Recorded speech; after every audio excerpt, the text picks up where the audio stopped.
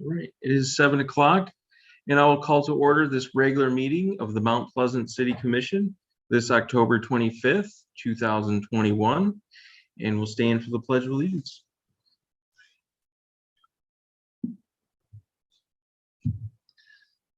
I pledge allegiance to the flag of the United States of America and to the republic for which it stands, one nation, under God, indivisible, with liberty and justice for all.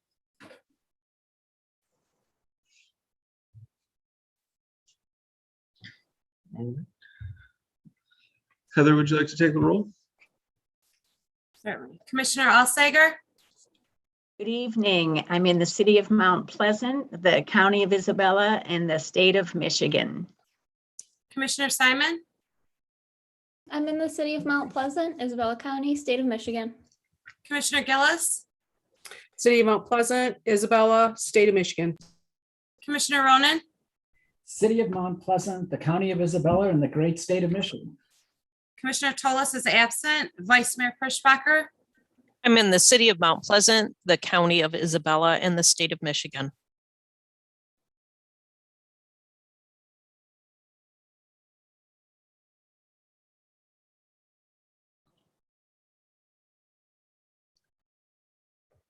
Heather, did you finish with the mayor?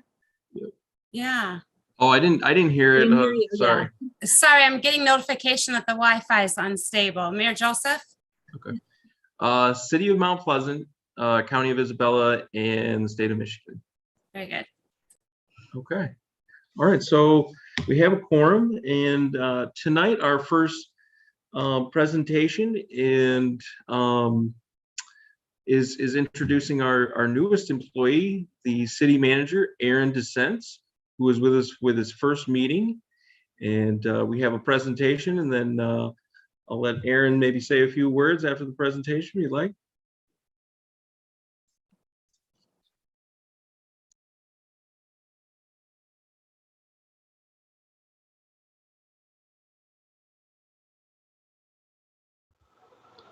Aaron DeSense joined us as city manager on October 18th. Aaron began his municipal career as village administrator for the village of Shelby. He then served as city manager for the city of Leslie and the city of Eaton Rapids. Aaron grew up in Pinckney, Michigan. He holds a bachelor's degree in criminology and a master's degree in public administration from Eastern Michigan University. Welcome, Aaron.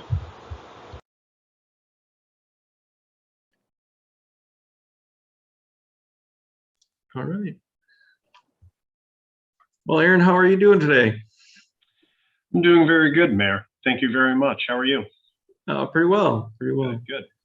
Well, hey, I just wanted to say thank you very much for having me here, for the opportunity, and for your faith in me here. And look forward to working with the city of Mount Pleasant.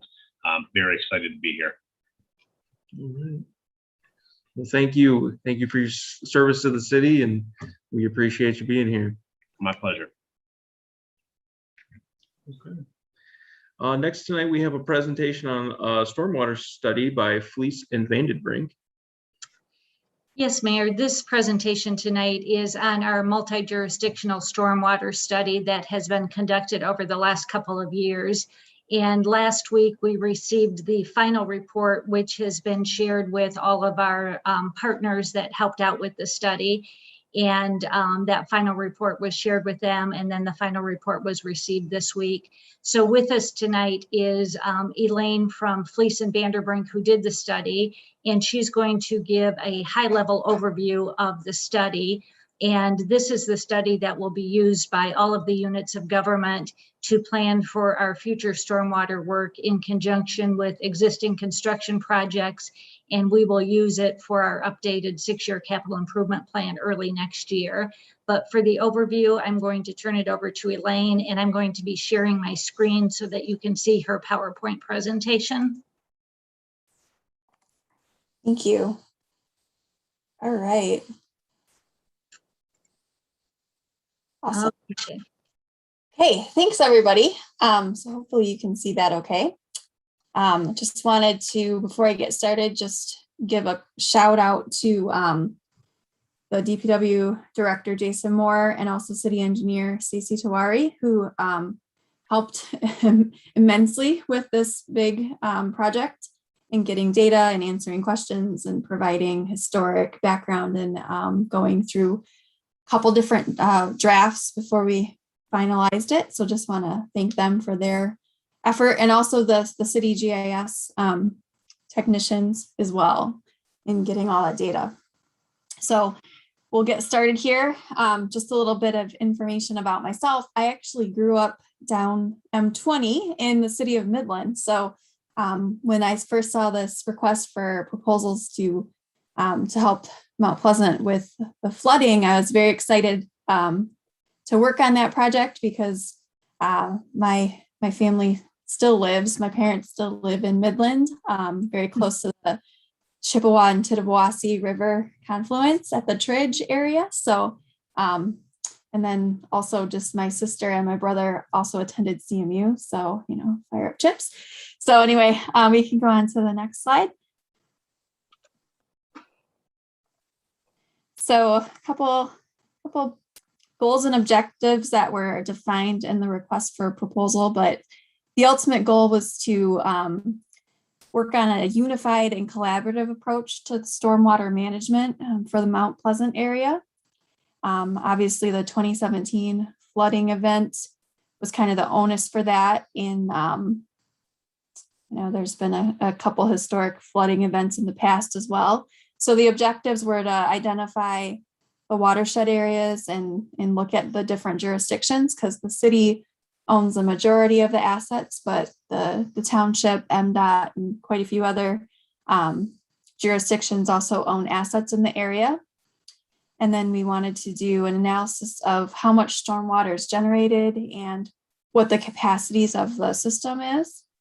And then along with that, look at any limitations of conveyance and prioritize those areas where flooding has been documented, especially where there's been damages from the flooding. And then also to take into account structural infrastructure conditions and develop a recommendation and proposed schedule for those improvements. We can go on to the next slide. So there were a couple tasks. This was a pretty big project. We first had to develop a stormwater system asset inventory. And thankfully the city had a really good GIS system that has the storm assets and pipes, at least most of the ones that the city owned, on there already. So along with that, we reached out to the other jurisdictional stakeholders and gathered their records, which included many, many boxes of paper records from the Road Commission and the Isabella County Drain Commission, and trying to get those all into a cohesive inventory and added those to an overall GIS map. And once that was done, we were able to bring that GIS system into a hydraulic model. We can talk about that in a little bit. But once the model was created, we ran several different simulations at what we call different types of design storms. And once that was done, we brought that information from the hydraulic model runs, as well as age of the infrastructure, condition if it was known, and came up with a risk analysis to really prioritize a capital improvement and master plan. And then we prepared the master plan report draft, which we reviewed with the city engineer and DPW first. And then we incorporated their comments, and then we met with the multi-jurisdictional stakeholders and reviewed their comments on the revised draft. And as Nancy mentioned, we just finalized all of the comments from the different entities and developed the last final version of the plan. So the study area is kind of outlined in purple. It goes there from the north down, right around Deerfield there. And mostly it encompasses the city with some of the outlying areas in the township as well. So the stakeholder partners, obviously the city of Mount Pleasant, Central Michigan University, the Saginaw Chippewa Indian Tribe, Isabella County Road Commission, Isabella County Drain Commission, and MDOT. So when I said it was a big project, it really was a big project. The city owns just under 70 miles of storm sewer in the study area. Central Michigan owns about 26.5 miles of pipe. The Road Commission has 20 miles. The Drain Commission has 39.5 miles, and MDOT has just under 11 miles of pipe. So lots of pipes in this system, lots of assets to keep track of and put in the inventory. And then you can see similarly, there's a lot of structures with the city owning 3,200 and some change of structures, and that includes manholes and catch basins, and 53 outfalls to the waters of the state. And you can see the other partners on there as well. So quite a few structures involved. And then we also modeled some of the open drains, especially in the Drain Commission's purview there. We can go on to the next slide. So as I mentioned, much of the system is owned by the city, as you know. So the brown pipes on this color-coded map are the city-owned assets. And then you can see where campus is because it's all the yellow pipes there. And then the Drain Commission and the Road Commission also own a decent amount of pipes. And then MDOT owns kind of the M Road route. They have some storm sewer on that route as well. Slide. So what do we do with all this information? Well, like I mentioned, we developed an asset inventory, and based on record drawings and information that was already in the city-owned asset inventory, we were kind of able to put together the age of all the systems. And there's a wide range of pipe ages with, in general, the downtown area of the city being the oldest. And then you can kind of see as the city expanded, some of the newer stuff's even from 2000 and later. So age and material of those assets were considered in the risk analysis, especially where there was no condition like sewer televising information available. So the next step after developing the inventory was to develop the hydraulic model. And I know this image is a little busy. There's a lot of information on here, and we actually have it printed in a very large scale format. And all of this information is also in the GIS database, but in general, the legend there is on the bottom. Yeah, right there. So everything that's in a red shaded pipe at the 1 year design storm is kind of running over capacity right now. So there's not a lot of pipes in that red shade. A lot are orange or less, meaning that they're not at capacity at the 1 year storm. So that's good news. And then we ran it at a couple more intense storms, and you can see the 25-year design storm. You get quite a few more pipes that are above that 100% of capacity that they're anticipated to be at. So that's why you get some surface flooding at those higher storm events. And just to kind of put it in perspective, the 25-year design storm is about 3.5 inches of water in a 24-hour period.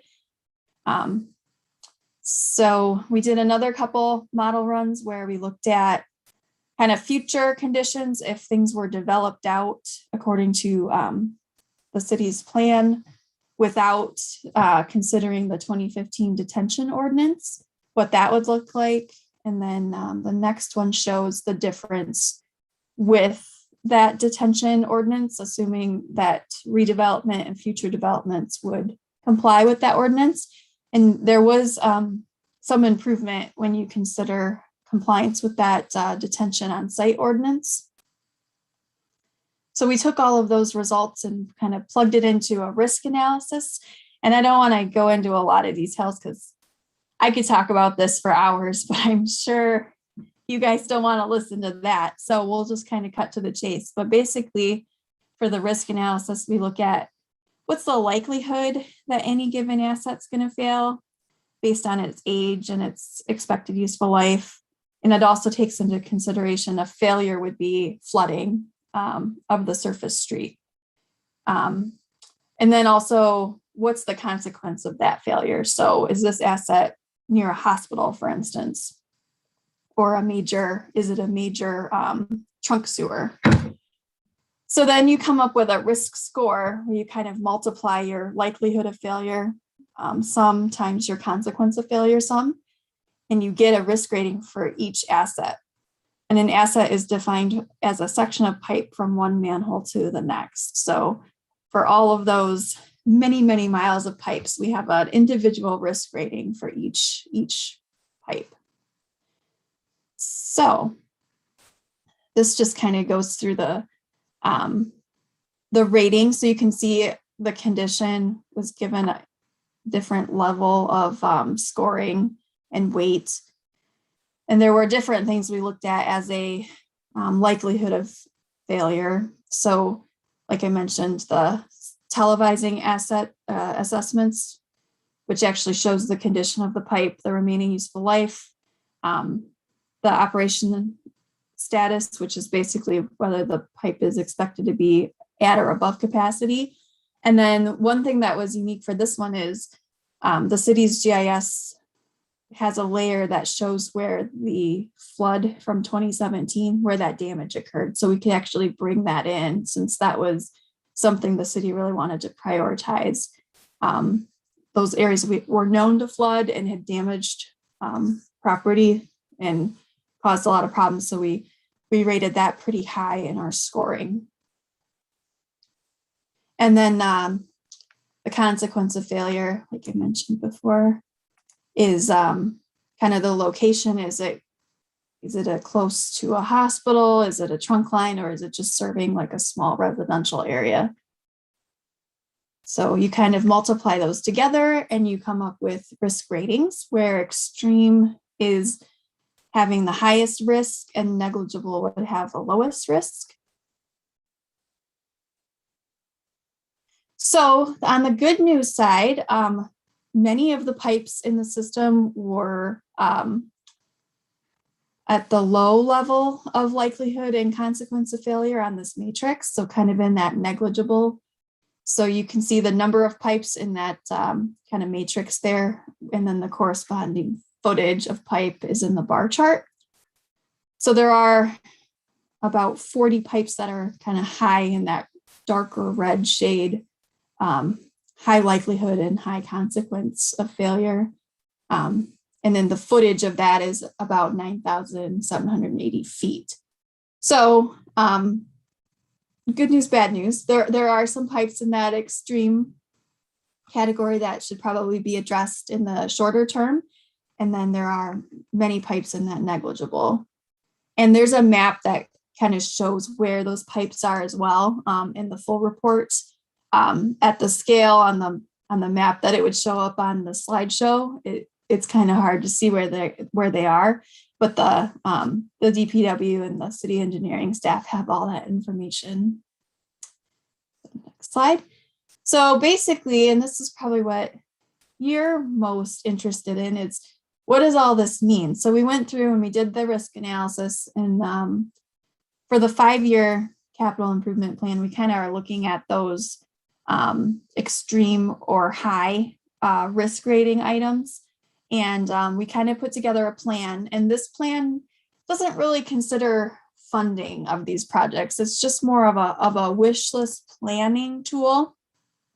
Because if you look at a total of, $7 million to do the full 5-year plan, probably is more than is going to be able to be bitten off. So what's nice about it is there's a map and there's a risk rating with an explanation as far as what every pipe is. And then in the GIS, it's all linked to the geo database. So you can click on the pipe and pull up the information.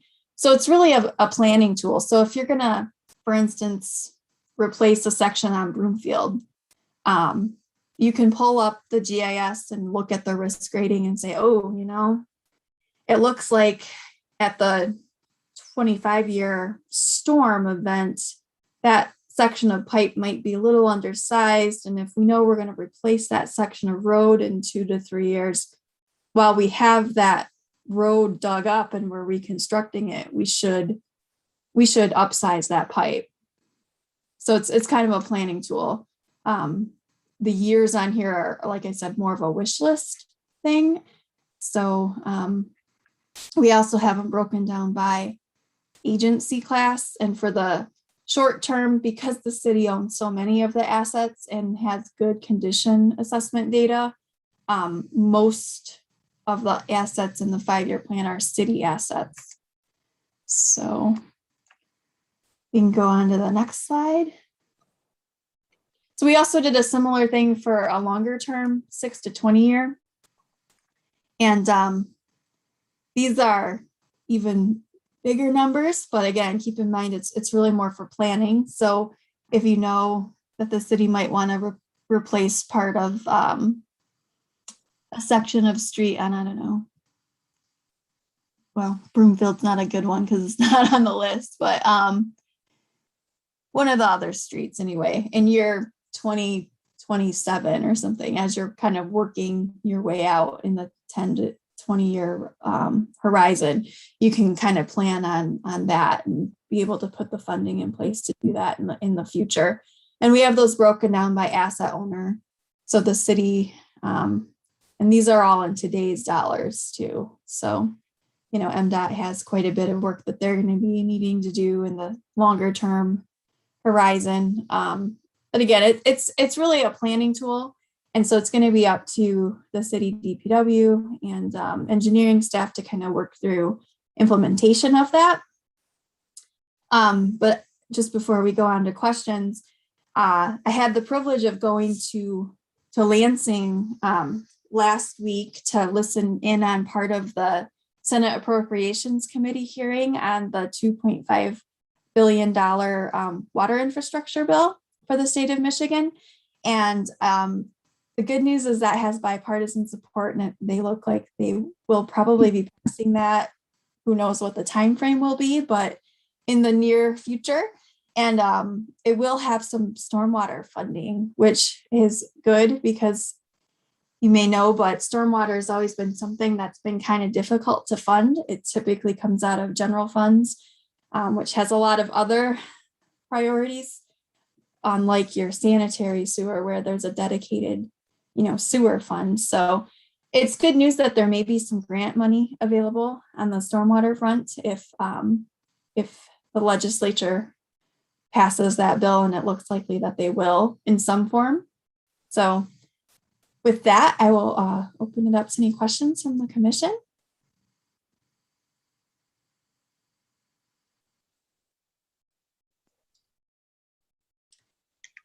George, go ahead.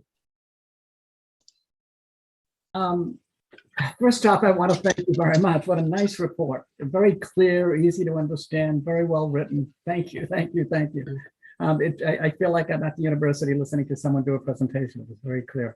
The question I have has to do with funding, right? And nothing to do with what you did, your work, but there are some communities that have considered storm water as a priority, and they've developed a utility for it. So for example, they'll look at the relationship between green space and built up space, or non-green space. And every property owner then gets a utility bill based on the amount of green space versus hard space they have on their parcel of land they own. So, whether you're a commercial building, it applies to universities, it applies to churches, because it's a utility, there is no tax exemption from it. Do you have a sense, yay or nay, or useful to think about, not useful to think about? Have you worked with other communities to have that? Yeah, so actually there is a section in the full report that discusses funding. And a stormwater utility is something that some communities have done. The city of Ann Arbor, for instance, has done it. There's actually a bill in front of the state Senate called the Stormwater Utility Bill. I think it's Senate Bill 593. It's been introduced several different sessions of the legislature. I think 2.5 years ago when they were in lame duck, they were hoping it would get passed and it didn't. It has a lot of opposition to it. And basically the reason for that is, I don't know if you're familiar with the Bolt versus Lansing lawsuit, but there are ways to make a stormwater utility bolt proof. And like you said, the way to do it is it has to be an equitable usage fee. So it's not a tax, it's a usage fee. So an individual residents or parcel owner could reduce their usage by putting in green infrastructure, by having impervious pavement or doing detention on site or things like that. And there are communities that have done it. Ann Arbor does it. And I'll just tell you, it takes a little bit of effort to get it going. You have to do a little bit of either GIS effort or aerial, looking at aerial photography and setting up a way to determine how much of a property is pervious versus impervious, things like that. So it can be done. That Senate bill kind of gives some more clarification to municipalities and how to do it so that they don't have to face lawsuits or angry residents. But it's definitely something that other states have done. And there are communities in Michigan that do it as well.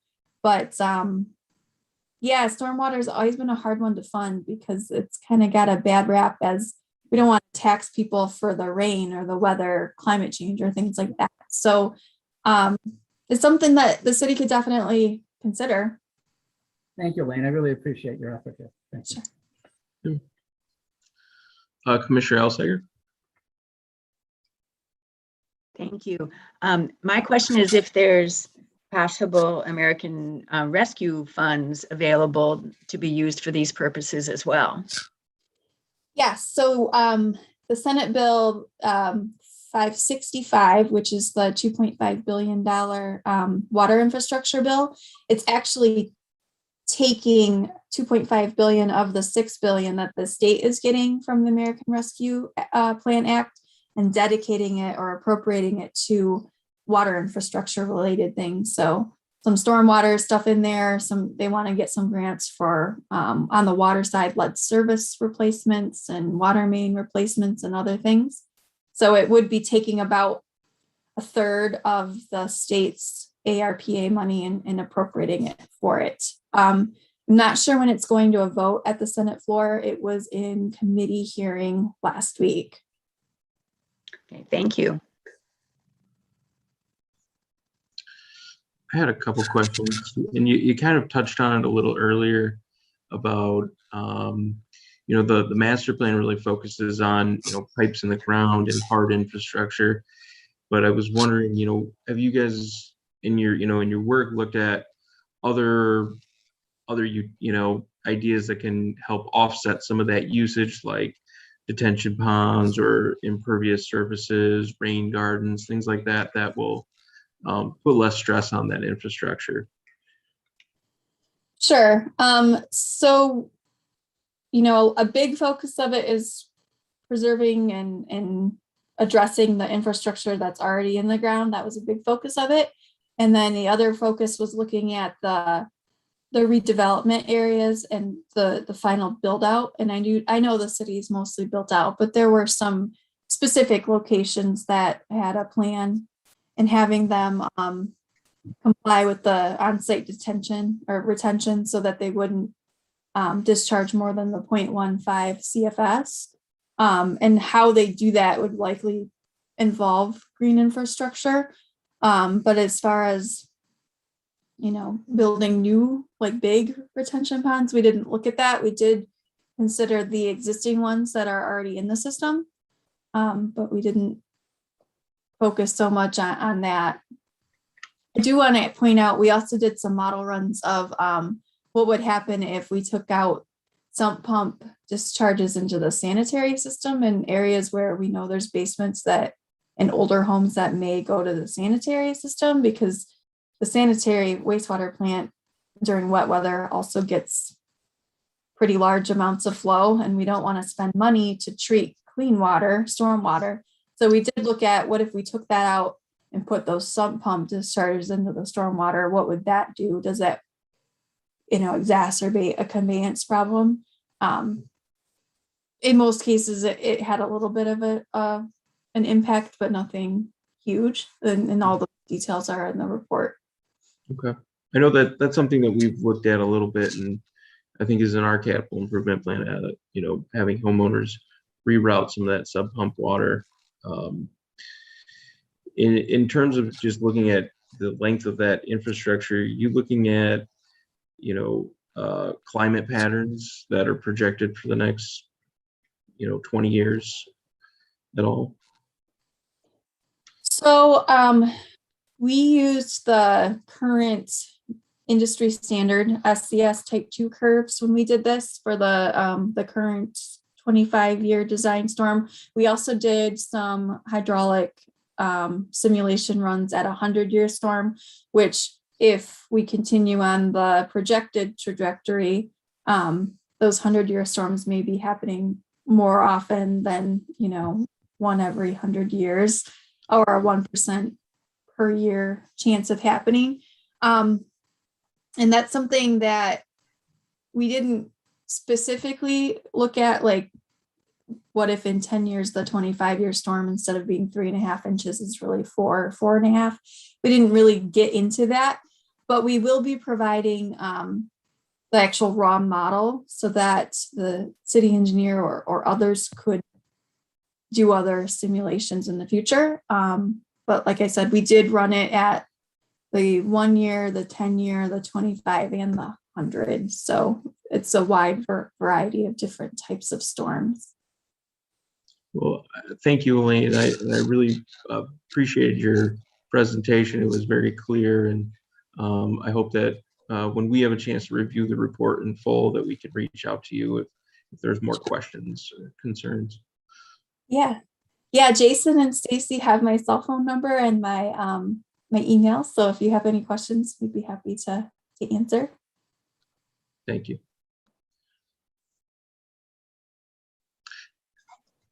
All right. Any other questions for Elaine? All right. Well, Elaine, thank you very much for being with us tonight, and thank you for your presentation and your hard work. I think it's going to be very important to the city over the next 20 years and more, how we handle our stormwater and our infrastructure. So. Great. Thank you, everybody.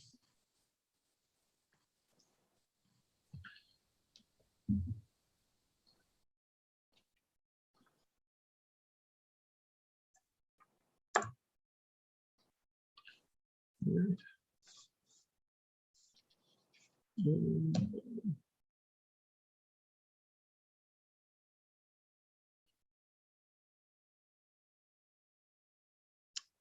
I apologize. My agenda is reloading real quick. You're on additions and deletions to the agenda, Mayor, if that helps you out. Yep. So do we have any additions or deletions to the agenda tonight? Okay. Next, then we'll open up public input on agenda items. And this is the time for the public to comment on anything that's on the agenda tonight. If you're with us by Zoom, you can go to the bottom of your screen and hit the raise hand button. Or if you're with us by your telephone, you can hit *9. And we do ask that you state your name and your address for the record. Manager Ridley, did we have any emailed comments for the commission? Let me double check here. No, Mayor, we did not. Okay. But I don't see any hands in the attendees section that are up. So at this time, I will close the public input on agenda items and move on to our receipt of petitions and communications.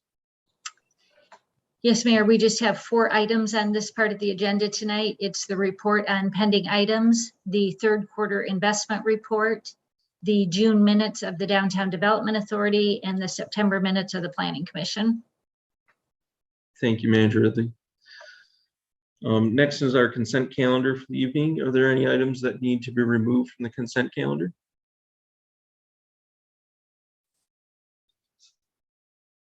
Seeing no hands, Manager Ridley, would you like to give us an overview of the consent calendar?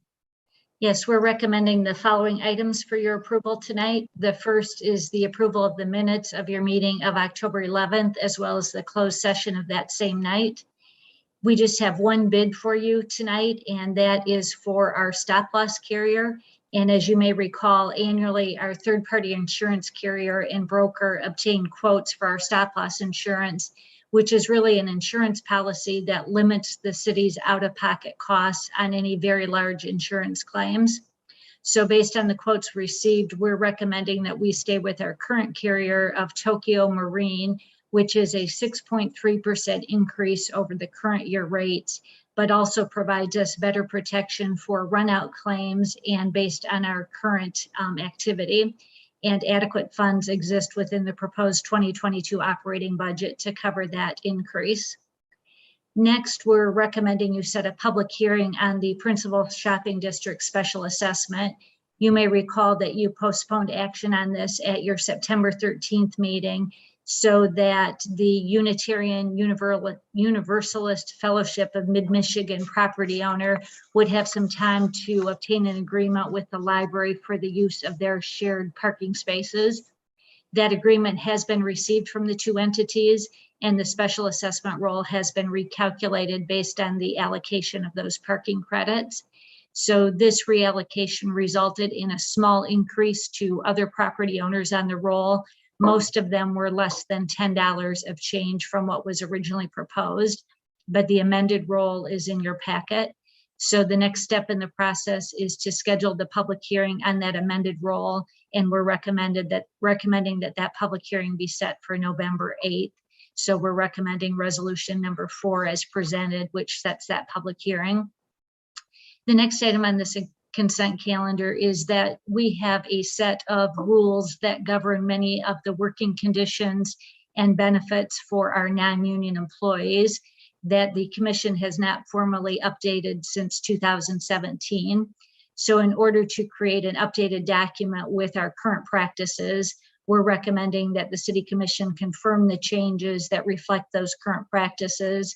And the memo in your packet indicated that those primarily include some small language updates, the removal of the car allowance section, the incorporation of the clothing allowance section for some of our positions, and the incorporation of the housing incentive for new hires or promotions. And then lastly, we're recommending approval of the payrolls and warrants. Thank you, Manager Ridley. Commissioner Gillis? Yeah, I'd like to make a motion to approve the consent calendar as presented. Commissioner Alsager? I will second that motion. Okay, we have a motion and a second to approve the consent calendar as presented. Any discussion? All right. I don't see any hands up, and so at this time we will vote on approving the consent calendar as presented. Commissioner Ronan, Yes. Commissioner Alsager, Yes.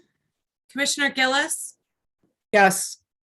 Commissioner Simon, Yes. Vice Mayor Perschbacher, Yes. Mayor Joseph. Yes. Motion carries 6-0. All right, motion is carried. Next on our agenda is our public hearing for the evening.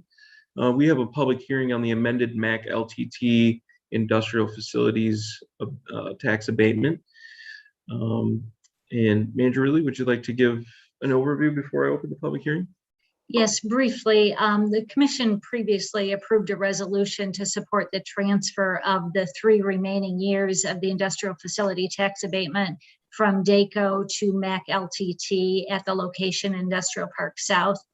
While we were finalizing the paperwork to send to the state regarding the approval, though, the company noticed that the number of jobs that were committed to be retained and the number to be added differed from what was previously provided to the state of Michigan. In order to bring those numbers in sync, an amended application was submitted to the city with the lower numbers both retained and projected. So it was necessary to hold a new public hearing based on that amended application. So after holding that public hearing tonight, we recommend you approve the amended resolution recommending the transfer of the 3 remaining years. Both Mr. McBride are with us tonight, and a representative from MAC LTT are also on the call tonight. But as mentioned previously, we're excited about MAC LTT's commitment to this area and their projected growth, and are pleased that they will be filling what would have been a vacant building so quickly. So we recommend you approve the resolution after the public hearing.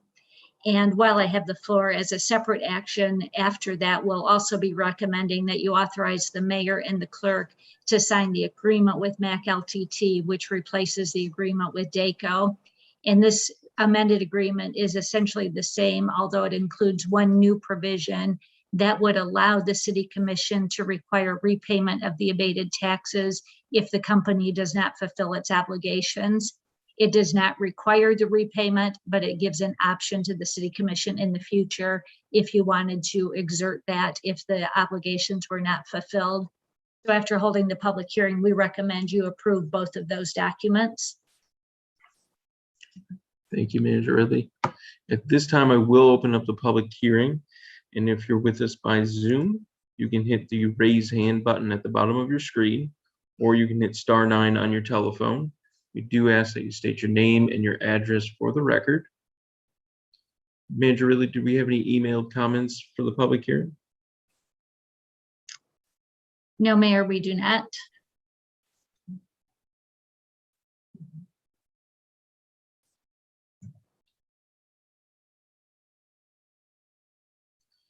I don't see any hands up in the attendees section. And so at this time, I will close the public hearing and move that the commission start our discussion.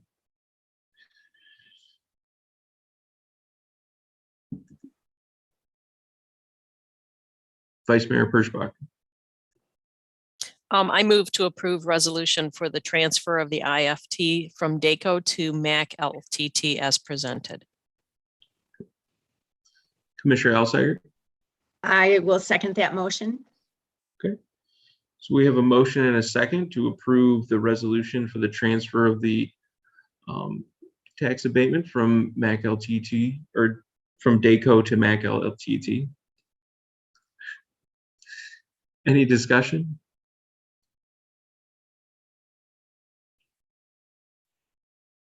Right. I'd just like to quickly just say, I think Manager Ridley kind of alluded or basically said the same thing. I'm just really appreciative that MAC LTT is able to take over that space left open and is going to provide some stable employment and their growth in the city's industrial park. And so I'm very thankful for that.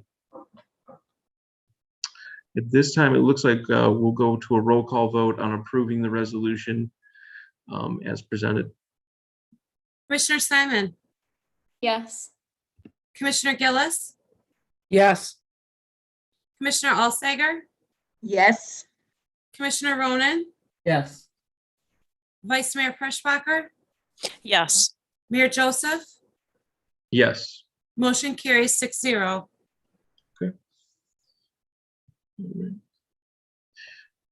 Vice Mayor Perschbacher. I move to authorize the mayor and clerk to sign the IFT agreement with MAC LTT as presented. Commissioner Alsager. I will second that motion. All right, we have a motion and a second to authorize the mayor and the clerk to sign the IFT agreement. Any discussion? All right, I think we can go to a roll call vote on approving that authorization. Commissioner Gillis, Yes. Commissioner Alsager, Yes. Commissioner Ronan, Yes. Commissioner Simon, Yes. Vice Mayor Perschbacher, Yes. Mayor Joseph. Yes. Motion carries 6-0. Okay. Very good. Motion is carried. The next item on our agenda is to consider the budget amendment for the ice rink. As you may recall, we discussed this in our work session at our last meeting. Manager Ridley, did you have any updates or overview you'd like to offer? Just to help with the public who may be watching, Mayor, the city looked into offering a temporary ice rink last winter during COVID, and we were hoping to use a tarp that was going to be given to us by Union Township, but unfortunately that ended up not working out for us and we weren't able to offer it. But since that time, some commissioners have encouraged us to continue to look into the possible purchase of a tarp to be able to offer such a service to our residents for this upcoming winter season. So as you mentioned at a prior meeting and at the last work session, we shared information and there seemed to be general agreement to move forward with the purchase of that tarp for this year. So we're therefore recommending tonight a budget amendment and a carryover of the funds into January for $25,400 from the general fund unassigned fund balance. And this amount is expected to cover the purchase and installation at the tarp of one of our outdoor softball fields in Island Park when the weather is permitting to do so. And it will also cover the overtime of staff to work on that ice during the night when the weather is appropriate for making sure it's ready to go the next day. And from a service level standpoint, one of what we talked about during the work session is that the rink will be unsupervised. And so it will be individuals skating on their own, and it will be for recreational skating only. So we recommend tonight that the City Commission approve the budget amendment and the carryover of the funds so that we can move forward with the purchase so that we can hopefully have it installed as soon as the weather makes it appropriate to do so this year. Thank you, Manager Ridley.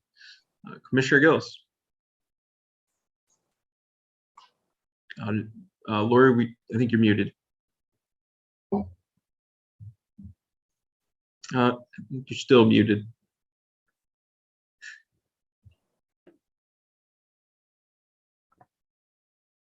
Sorry about that, folks. That's okay.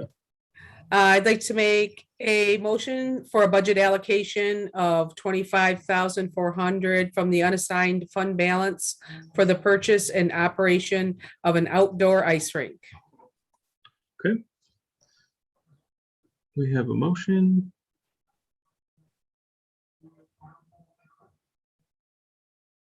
Commissioner Alsager. I will second that. All right, we have a motion and a second for the budget amendment for allocation of $25,400 for the ice rink and discussion. Commissioner Gillis. Yes, I think it's going to be a great alternative for some winter recreation that we can provide our community and even our surrounding community. It will be free to anyone that would like to enjoy it. If they want to skate or swim, doesn't matter. But I know from the time I was a little girl, we used to have an ice skating rink down to Island Park. It was a great way to get to know your neighbors, a great way to get off some energy with the kids. Parents would be able to have some time by themselves if they wanted to drop off their kids to enjoy some outdoor activities. So I really think this is going to be a great addition to our park system and for our youth and for our community members, young and old, to get out and try to do something during our winter season. So I hope we'll have enough votes and enough community participation that this might become a regular seasonal thing. Thank you.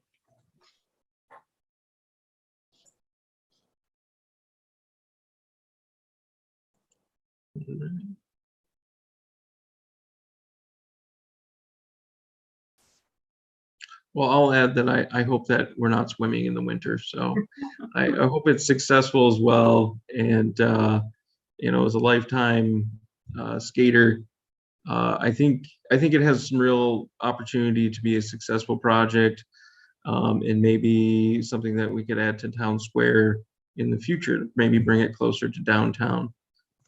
But I'm hopeful for its success.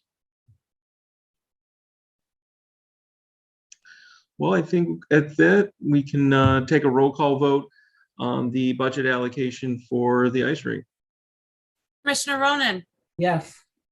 Commissioner Simon, Yes. Commissioner Gillis, Yes. Commissioner Alsager, Yes. Vice Mayor Perschbacher, Yes. Mayor Joseph. Yes. Motion carries 6-0. Okay. All right, great.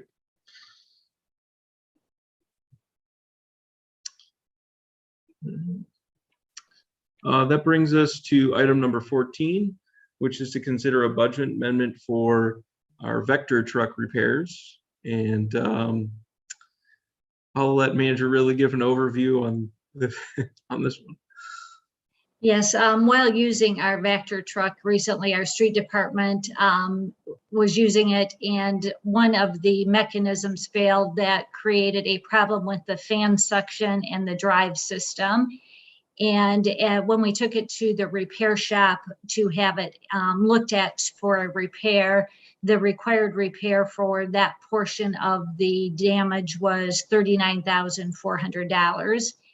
But while looking over the equipment while it was in the repair shop, it was noticed that based on the age of the equipment as well, the hydraulic system was starting to show signs of potential failure. And so the thinking was it would be good to replace it when it was in the shop at the same time. And that repair is estimated at just over $63,000. And we're recommending a budget amendment within the motor pool funds to take it from the motor pool fund balance to the allocated line item for this repair for a total of $102,700. And this is an important piece of equipment that is used probably 3 to 4 days a week throughout our public works system. And I think it's also important to note that the replacement cost for such a piece of equipment is estimated at almost $500,000. So although a $100,000 repair sounds like a lot on a $500,000 piece of equipment, it kind of puts it in perspective for you. And the piece of equipment is not scheduled to be replaced for another 6 to 7 years. So we will get our money's worth out of that repair, we believe. So we're recommending the budget amendment within the motor pool fund this evening, please. Thank you, Manager Ridley. Vice Mayor Perschbacher. A move to approve the budget amendment from the motor pool fund balance for the repairs of the Vector truck in the amount of $102,700. Commissioner Alsager. I'll second that motion. All right, we have a motion and a second for the reallocation of funds. Any discussion?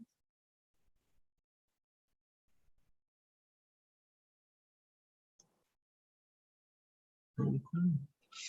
Well, it might not be the most attractive topic, but I think obviously it's very important for our day-to-day operations, and I think at the price level that we're expecting for the repairs, it makes sense to go through with the repairs instead of a purchase of a new piece of equipment. And so I'll be happy to support this. With that, I think we can take a roll call vote on the approval of the reallocation of funds. Commissioner Alsager, Yes. Commissioner Ronan, Yes. Commissioner Simon, Yes. Commissioner Gillis, Yes. Vice Mayor Perschbacher, Yes. Mayor Joseph. Yes. Motion carries 6-0. All right.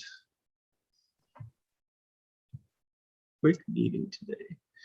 That brings us to announcements on city-related issues and new business. May I go first, Mayor, since it's my last meeting? Of course. Figured I'd jump right in. I just wanted to take an opportunity to say thanks to the city and all of its stakeholders for the opportunities and the challenges that I've had over the last 24 years in my city employment. It's been an interesting career and certainly a rewarding career for me. And when I look back to when I first took the city manager job 8 years ago, one of the things I think I was most nervous about was the partnerships and the relationships with the various entities that we work so closely with. And I have to tell you, as I look back on it, I can say that I enjoyed those opportunities immensely and will value the relationships that were developed and the positive outcomes that our community saw because of those relationships. Working with Union Township, the county, the Saginaw Chippewa Indian Tribe, CMU, the Health Department, Mount Pleasant Public Schools, and I'm sure there's others I've overlooked, but they were always very worthwhile. Sometimes we had differing priorities and differing desires of how to get to the same goal, but the mutual respect that we developed served us well and served our community well in working through those. And I believe that our partnerships are as strong as they've ever been. Also, since being hired, I've worked with 18 different city commissioners during my term as city manager. And while I was assistant city manager and finance director, there were dozens more before all of you. But I truly believe that each of you take on this volunteer leadership role because you believe in our city and you have a vision for how you want it to be better. And I've learned something, I think, from every elected official, and I applaud you for the difficult role that you have volunteered for on behalf of our city. As you move forward, I encourage you to focus on our local vision and the important things that we do here locally in Mount Pleasant. And I encourage you to do your best to find the middle ground to model constructive ways for our society to learn how to problem solve together. One of the important foundations in the council manager form of government is pairing your elected leadership of the citizens and the professional experience of the staff. And Mount Pleasant has a great foundation of professional staff committed to the city, their education and experience, and they use it every day to find ways for the betterment of our residents, our businesses, and our visitors. So I encourage you to continue to rely on that prior experience and that education to help move Mount Pleasant forward.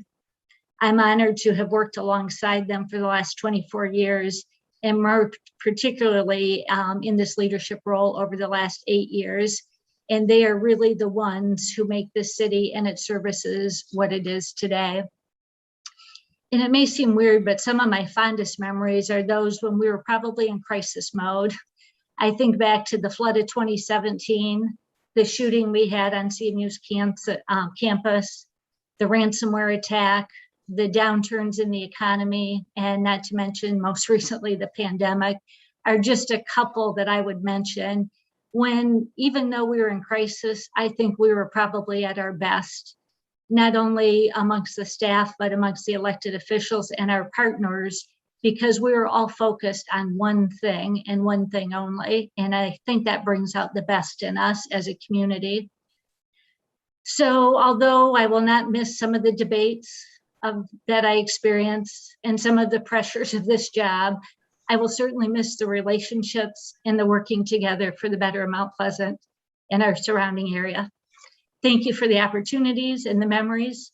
And I wish all of you as elected officials and the staff the very best. Thank you.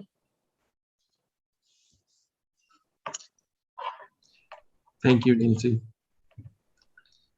Commissioner Alsager. Well, I'll be much briefer, but I just wanted to give a big thank you to Nancy for her help and guidance on my relatively short time on the commission, but thank you very much.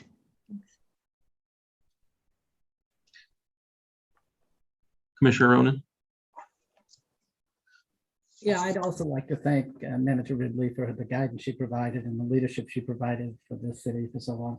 And I had some issues I wanted to bring up, but it's hard. I mean, it's a hard act to follow. So I'm going to do it anyway. But I'm going to wait till the end so I don't break the mood here. But honestly, Nancy, you've been a wonderful role model for us and have done a great job bringing people together. I'll remember that always.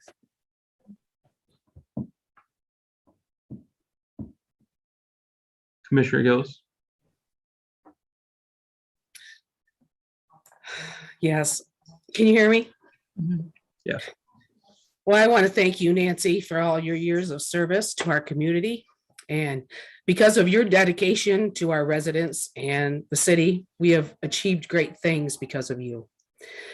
As a community member, I thank you for assuring me my community is safe and vibrant and a place of belonging that we can call home. You made that happen with your constant servitude and awareness of our needs as the residents. And I thank you as a city commissioner for leading our staff and guiding the commission to do the best we can for our city. It was your institutional knowledge, your resourcefulness, your ingenuity, and your patience, exclamation point, that we came to good decisions. We never could have done that without you. And lastly, I want to thank you as a friend. With your kindness and positive attitude, I'm a better person because of you. So my family and I wish you good things in your retirement. Thank you. Thank you.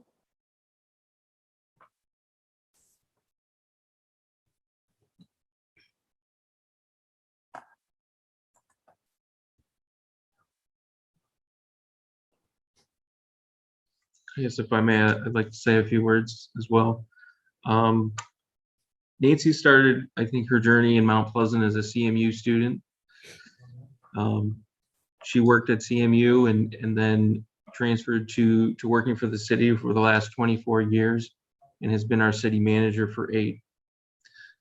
Over that time, she's helped guide the city over many difficult times, including the Great Recession, the flood of 2017, our ransomware attack, the pandemic most recently, our community's response to police and citizen violence, developing a safe place for our community, developing multiple modes of transportation and making sure that Mount Pleasant was a safe place to bike and walk.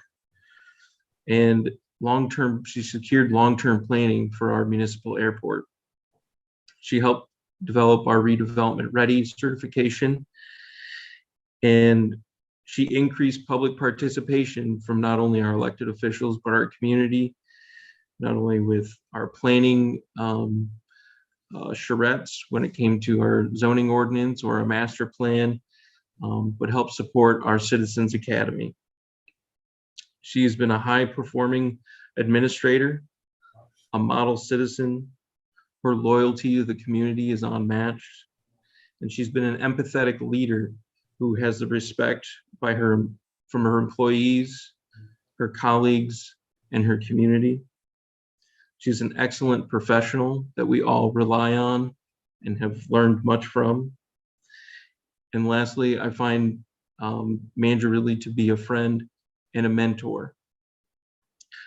I will miss working with you, Nancy, and I have learned much from my time as an employee, a volunteer, a planning commissioner, city commissioner, and a mayor. I wish you the best as you go forward, and I hope to see you around town. You will.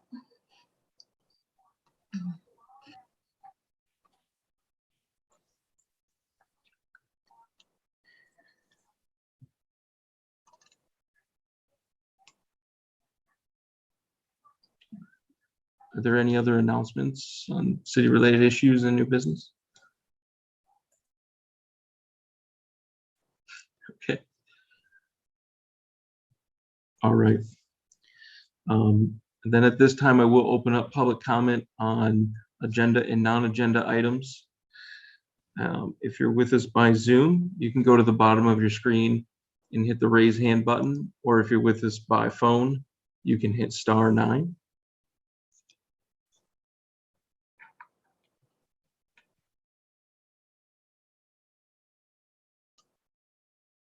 Manager Ridley, did we have any emailed comments? No, sir, we did not. I see that Maureen Eke has her hand up.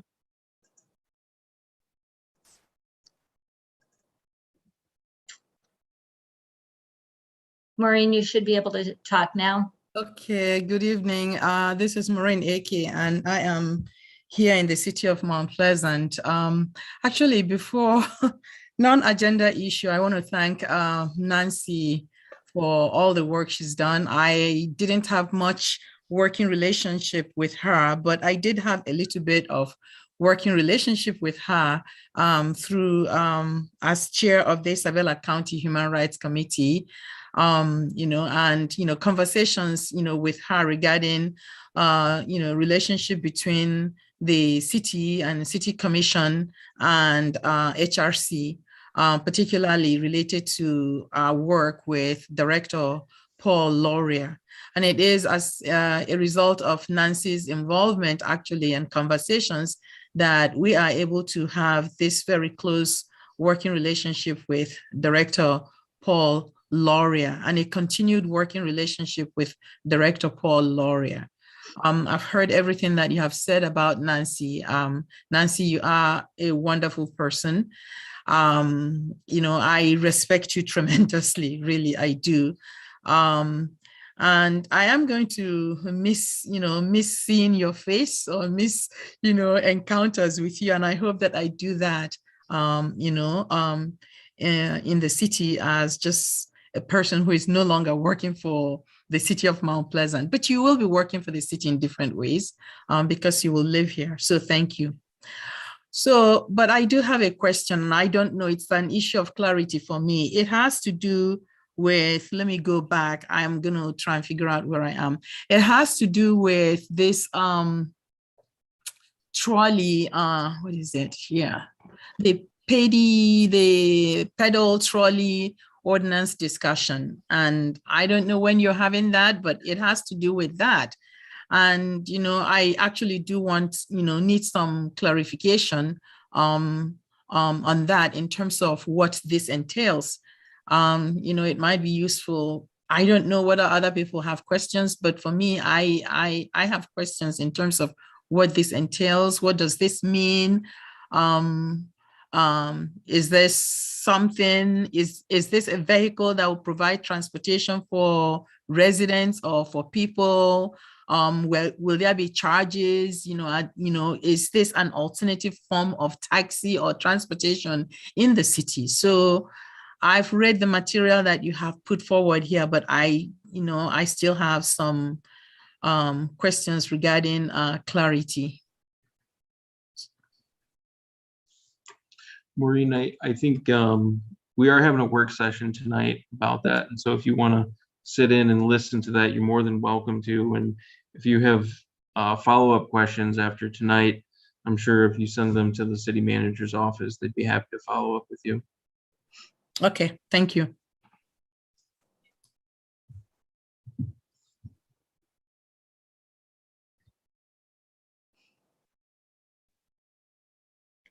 Right, I don't see any other hands up in the attendees section. And so at this time, I will close the public comment on agenda and non-agenda items.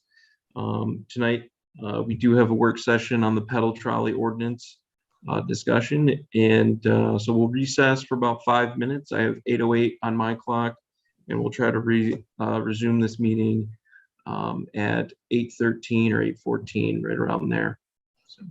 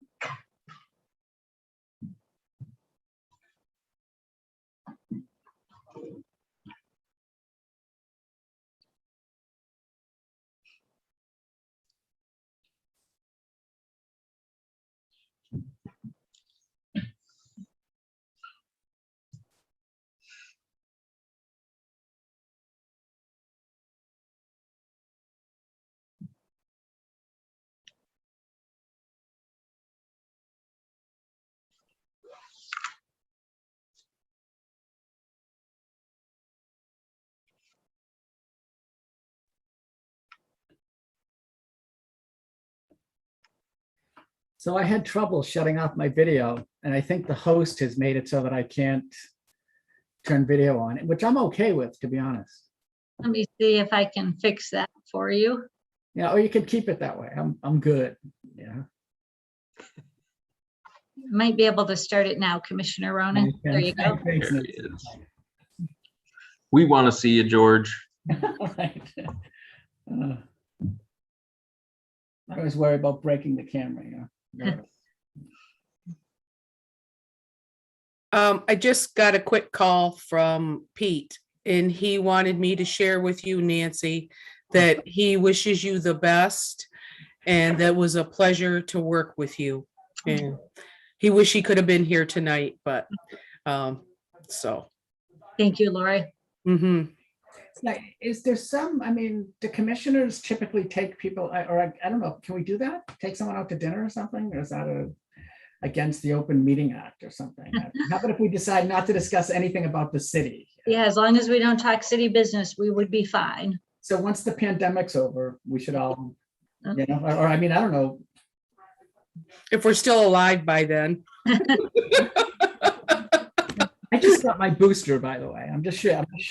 Good, that's great. So Mayor, on our work session topic tonight, some of you who were around last year will recall that originally we were approached by a young entrepreneur who was interested in bringing pedal trolleys to Mount Pleasant. And with the pandemic and then with other priorities, it kind of got backburnered for a while. But staff had done a bit of research into it, and we collected ordinances, I think, from 3 or 4 different cities, and had done some outreach to learn from their experiences. And so in your agenda pack, or what we found is many of those ordinances were very similar, and they always required the trolley itself to be licensed, and they always required the drivers to be licensed. So we picked one of the ordinances to put in the packet for you tonight, which is pretty typical of what we found from most of the other cities who allow this kind of activity. And in most cases, they do it as something that you reserve ahead of time. And it's typically a group event where typically some form of alcohol is served during it. But not necessarily always. Sometimes they're done more so as like a tour guide type thing is a possibility as well. And so I believe the mayor was recently contacted by one of our local businesses that had an interest in, or was questioning whether the city had any interest in allowing such an activity. So we pulled out all of that information, and now it's before you tonight to give some guidance to Aaron and the rest of the staff about your level of interest in considering an ordinance that would allow such pedal trolleys within the city of Mount Pleasant. And if there is enough interest in it, we've identified some questions that we would like your guidance on tonight, so that when that ordinance is drafted and comes to you for consideration, some of that will have been worked through already. So we outlined some of those questions for you that if there's enough interest, we would like to walk through one by one to get your feedback on this evening, so that Aaron and the staff could work on putting that ordinance together if there's enough interest to do so. So with that, I would turn it over to you to facilitate the discussion of it. All right, thank you very much, Nancy, for that overview. And I think that really puts us right into the conversation that we need to have. First of all, I think we are here because there was enough interest on the commission to at least have the conversation and bring up concerns. Obviously, staff has outlined 4 or 5 concerns that we should discuss tonight. So I think we should maybe work down those 5 and then kind of branch into maybe other concerns that might be brought up or ideas. So if everyone's okay with that, I think the big question, really is where would we like to see this, or where we don't want to see it maybe is an easier question. For myself, I kind of just jump in, and I was thinking that the pedal trolley should probably be mostly around the principal shopping district area, or the downtown.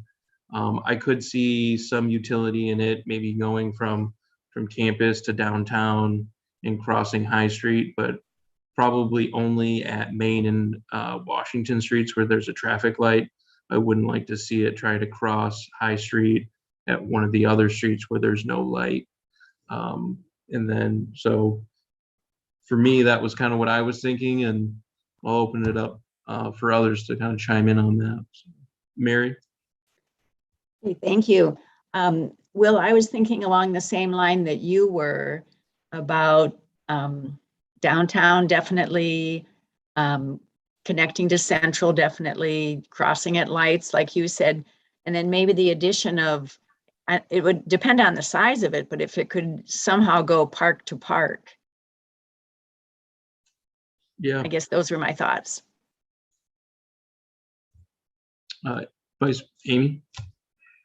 I think that I would like to see it go from Island to Nelson to Mill Pond, but I would not want to see it cross High at Watson to go to Chippewa. I think that might be a little too much right there. It's a big hill. It's a big hill. Yeah. So that would be something I would like to see it for the three parks, within from High Street to Pickard, but not outside of that. But I'd also, if we say that we would let it go to Central, is Central okay with us allowing a pedal trolley on campus or in that area? I mean, what would that mean? Right. Going to Central? Does that mean just going down Greek Row? What is that? Or would it mean going on to campus? And if we did that, would we only allow those that when they were doing like tours without alcohol, or would we allow it in any of that? Those things are my concerns too. I think that the pedal trolley is a great idea. I think that using it for getting people around, tourists around, things like that, pub crawling. I mean, down in Grand Rapids, we have trolley systems that we do a pub crawl on, and it's amazing. But I want to make sure that we're not going to be like crossing some boundaries with Central, that they'd be upset if we brought something into their location. Yeah. Yeah, I think that's a good point. I guess when I was envisioning that, I was sort of thinking, to campus, maybe not in campus, but if they would open to that. I do have one question for the commissioners who were talking about going into the parks. Are you talking about, through the parking lots? Are you talking about actually like through the trails along the GKB? I guess it would depend on what the width of the trolley is, right? Because I could see that being a little bit of a problem if you have other, pedestrian or bicyclist who are trying to use the trails, and then you come along with this big four-wheel pedal trolley with people drinking beer, and get out of my way, Yeah. I don't know. I mean, I could see it working, but I also could see that there's an opportunity for problems potentially. Yeah. Yeah, we would certainly have to do some measurement of the typical trolley and get a feel for how that compares to our trail size, if in fact we wanted to allow it on the GKB trail. We haven't done any of that research yet. Okay. George? Yeah, I agree with everything that's been said so far, to be honest. My assumption is that you'd contact public safety, and they probably have more knowledge about where the safe crossings are than I as a commissioner would. I mean, they deal with they could look at where the accidents are, and I assume they'll be involved in just deciding where to have the trolley go, or? Right. Well, certainly they'll give some input into it. Right. We were just looking for your initial ideas to start working from, but public safety will definitely weigh in on it. Yeah. So I have no concern then. I don't. Lori? I have some reservations about allowing him to go through our park system. Right now, you cannot have alcoholic beverages in our park system because it's more family oriented place and space and, you know, for relaxation and wellness. So I would not be in favor at all of allowing a trolley full of people that have been drinking going down our park system, through our parks, and the fact of liability. If you had this trolley and let's say some kids and families are using our park system for recreation, they have young toddlers on young small tricycles or bicycles, and a big trolley comes up behind them. Well, either the kid's going to have to pull off the trail, which is a liability for us if something were to happen to that kid pulling off the trail and tumbling down the riverbank or the edge.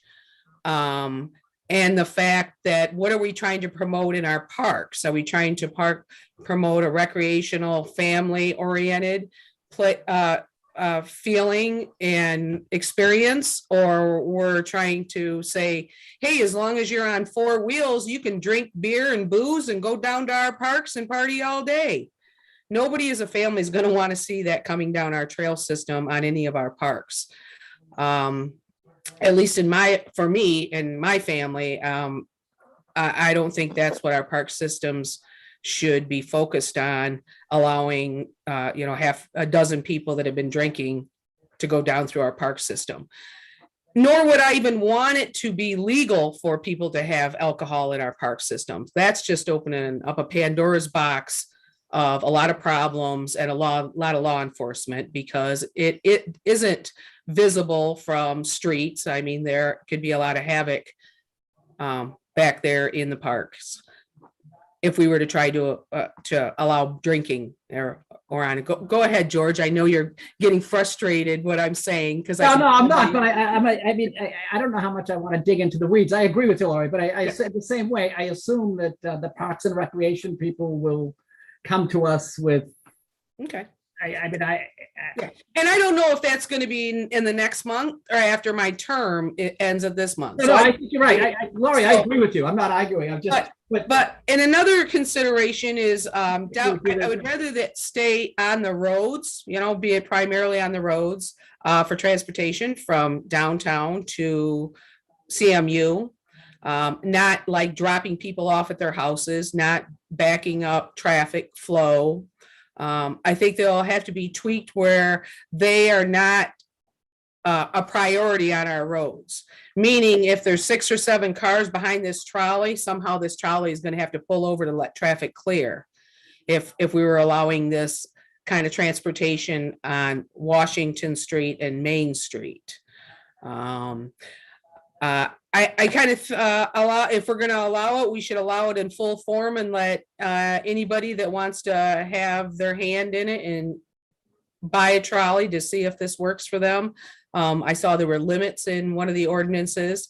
I didn't really like that. I don't like limits. We know what that's got us into with limits on our marijuana facilities. So, but I'm just hesitant that we may end up competing with our downtown restaurants. We're constantly talking about how much we want to promote our downtown restaurants, and this is going to actively take away dollars from our downtown restaurants and people who serve libations. So just consider that it might be something. And another thing I thought about was when we close Broadway down in the summertime, how that is going to work if we were trying to go down with a pedal trolley, because now we're not only diverting traffic, the pedal trolley could not use that downtown area if we're still considering next year blocking off that area. So a lot of little caveats you might want to give some thought to. These are big steps for Mount Pleasant. You know, and after this, it's going to be the little scooters that can be dropped everywhere. Huge steps. Could be it. So, yeah. Thanks for listening. Thanks, George, for listening. No, it's okay. I just. Those are good thoughts, Lori. Appreciate it. Mary? Well, listening to Lori made me think of maybe another way to frame it could be that the trolley owner has a non-alcohol route that could involve parks, and then maybe an alcohol route that involves more bars. Good solution. Yeah, sure, it's a possibility. Okay. Well, does anyone else want to chime in on the, you know, kind of the geographic region of where we're talking about allowing these?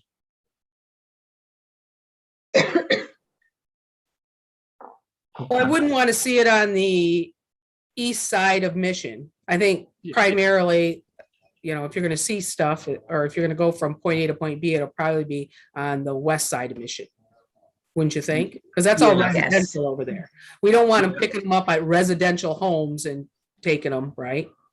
Yeah, I think that keeping it to the downtown and maybe between downtown and campus it definitely keeps it on the west side of Mission there. And you might want to extend that down to Broomfield if we could get a light down there, because wouldn't that be cool if you're going to a football game? To go all the way down to the stadium. That's a good idea. Yeah, going to the football game. Because I was thinking, you know, an hours of operation, I was surprised that Frankenmuth had it at 8 a.m. I know. And then I thought, oh, wait, we have football games sometimes at noon. That actually might come into play a few weekends a year, you know, but maybe that's jumping ahead. Okay. But you know, you guys, when we're exploring all these things and brainstorming, it's always good for staff who then has to go down back and do the hard work if they kind of have all of our brainstorms too, you know? Yeah. It's kind of like, oh yeah, I could probably check that out too, you know? Right. Yeah. And Commissioner Gillis, that reminds me of one thing as you were talking. I need to double check something because I know we certainly don't encourage alcohol in our parks, but I think it is allowed in most of our parks. I think there's only one park where it's totally prohibited, but I need to double check that. But I think currently alcohol is allowed in the parks as long as it's not in glass containers, but we will double check that and get back to you. Okay, so you're talking a can of beer because it's not glass. You could have an open can of beer in some of our parks without a license for the day?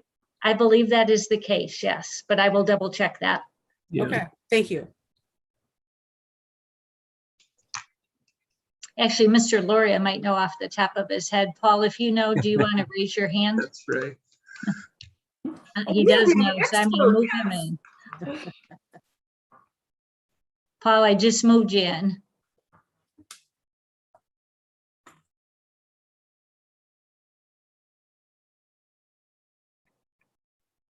You just have to unmute Paul and you should be all set.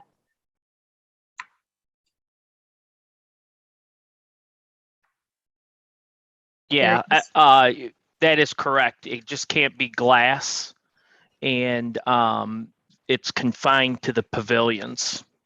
Okay. And Paul, do you know, is it Mill Pond Park that prohibits it completely? I was thinking it was Mill Pond Park off the top of my head. Yeah, that one is escaping me. So we'll double check that. Okay. Well, I think we can move on to hours of operation, and I'm interested in what you guys think.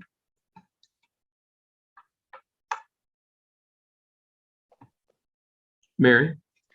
Well, I think you already brought up a good topic, Will, about, you know, if it's serving a purpose for an early football game, that maybe there should be some morning hours for it. If you're doing tours of town, that makes sense as well to have some early hours. Doesn't always have to be the late hours, but Right. you know, I think the example we saw was 8 a.m. to midnight or something like that, or whatever. And that makes sense to me. Yeah.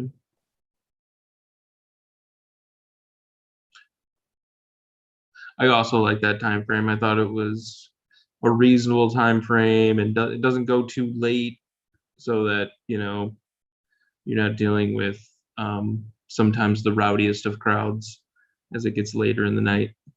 And I bet Paul might attest to this, that probably the roads might get a little more dangerous the later in the night you go, especially on the weekends.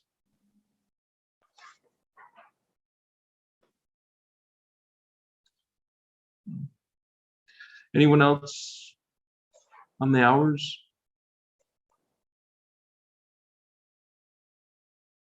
Lori? I just got a quick question, not about the hours, but these trolleys, they have lights and blinkers, and I'm sure a fire extinguisher on there and the whole bit, right? Yeah. Yeah, that would be one of the things we would probably put in the ordinance to require that, just so we had some enforcement capability.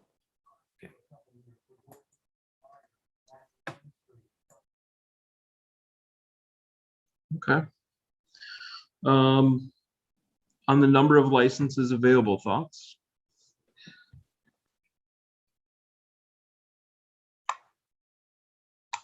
No, Lori sort of spoke about not putting a limit, but I'll let you, I don't want to speak for you. You're muted, Lori. I just don't think we should make winners and losers out of this type of industry. If someone else wants to throw their hat in the game, so be it. And hopefully they might even service do something different, do more of a tour where another trolley might focus on transporting people from downtown to CMU or to games. So I don't believe making limits, give everybody a chance to be an entrepreneur that wants to put their hat in the ring. Mary? I agree with Lori. George? Yeah, for me, it sort of ties into something that was lower in the ordinance. Am I free to go down to that part? I mean, if you look at item 7, I just wasn't sure what it meant. So item 7.227, license required, and then temporary permits. Am I assuming those are two different things? In the example, it's not our ordinance, but you gave an example from Frankenmuth. Am I correct in assuming that 727 and 728, so someone could just get a temporary permit where they're going to do it for one event, someone else could get a license where it's Right, yeah, the license would be good for a period of time, likely a year, whereas the temporary event in this one is only good for 14 days. Yeah, so I would also agree then that it'd be hard to set. I mean, you may have two people who have permanent things and then someone who wants to do it for a week or something. I mean, I don't know how you regulate that except for just saying get a license or a permit. So I agree with Lori as well on that.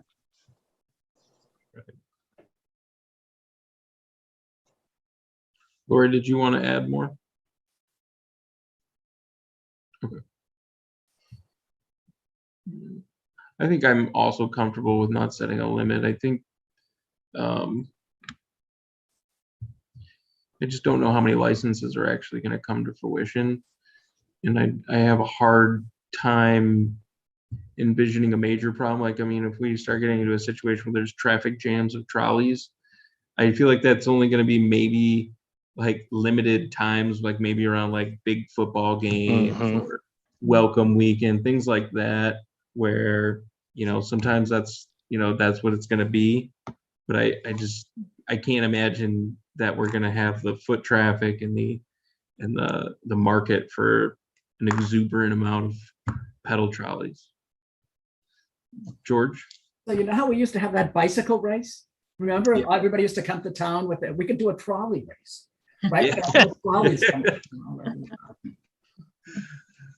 There's an idea. Best decorated trolley. Yeah. Okay. And then to allow alcohol or not, I kind of felt like this was a given, but obviously we should, I think they should be allowed to have alcohol. It sort of seems like that's part of the draw. Yeah, I think you're right on that one, Will. Certainly you can have fun without alcohol. I think that's important as well. George?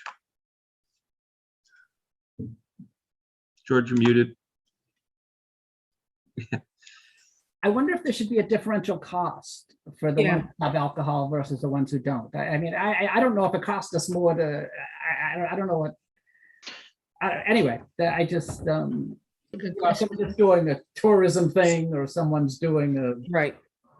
I could see, like, you know, if you're only going to do non-alcohol as a trolley, you know, you wouldn't have to get a liquor license, right? Because these people would have to get some sort of liquor license, and so you're saving money, I would assume, in that way.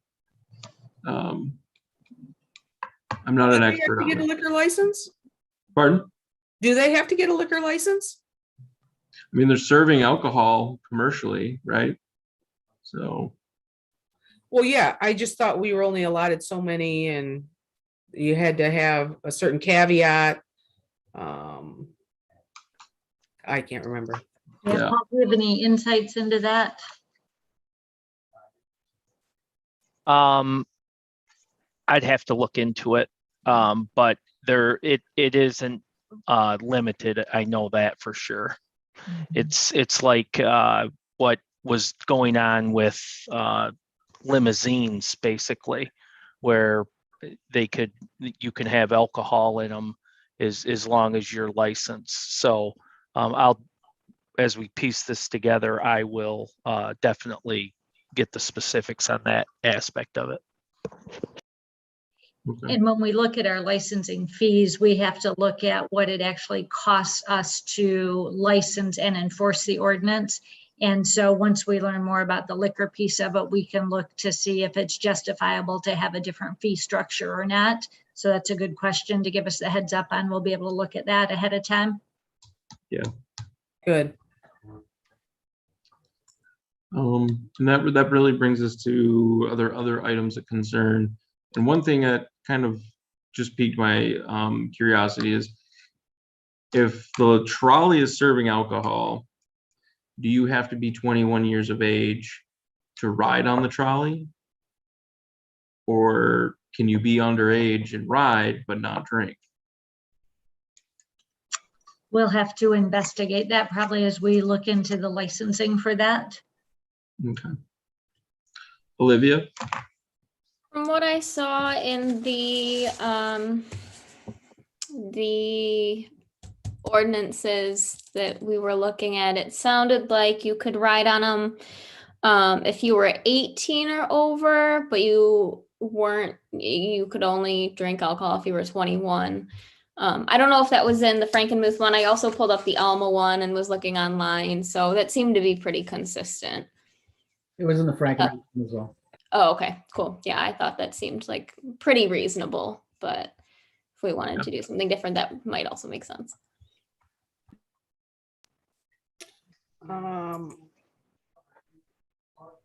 Lori?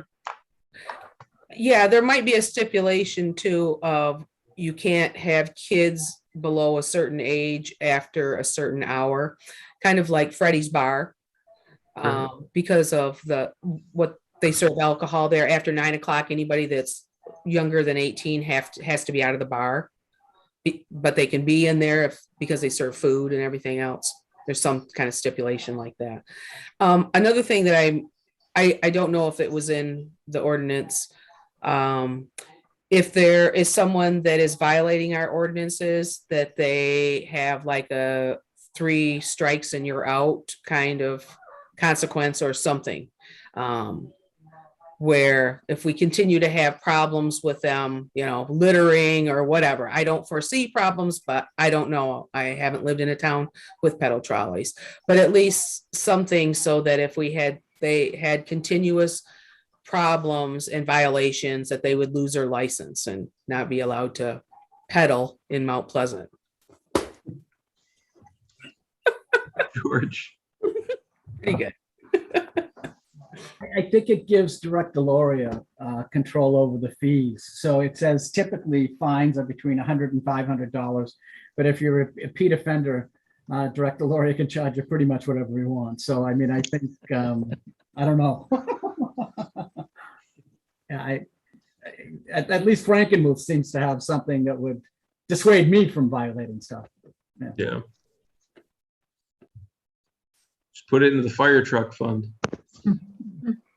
One other thing in the Frankenmuth ordinance is if they have a route that goes up a certain street, it has to have a motor to help them get up it. Oh yeah, because you don't want it rolling backwards. Well, they've got brakes, right? Yeah. Yeah.